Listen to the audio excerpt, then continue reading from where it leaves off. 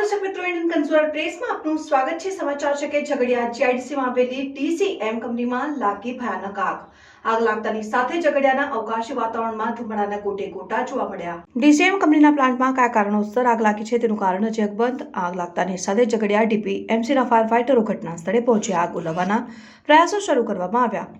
આગ લાગવાની ઘટનાની સાથે જ જેપીસીબી અને પોલીસના અધિકારીઓ આવી પહોંચ્યા હતા। જેમ ગરમીની શરૂઆત થતાં આગના બનાવ જોવા મળતા હોય છે, ત્યારે ભરૂચ જિલ્લામાં હવે જાણે ગરમી ઉનાળાના વેઠે પ્રસરી હોય તેવું લાગી રહ્યું છે। ભરૂચ જિલ્લાના ઝઘડિયા જીઆઈડીસીમાં આવેલ ડીસીએમ કંપનીમાં બપોરના સમયે આગનો બનાવ બન્યો હતો। ડીસીએમ કંપનીના પ્લાન્ટમાં કયા કારણોસર આગ લાગી છે તેનું કારણ હજી અકબંધ છે।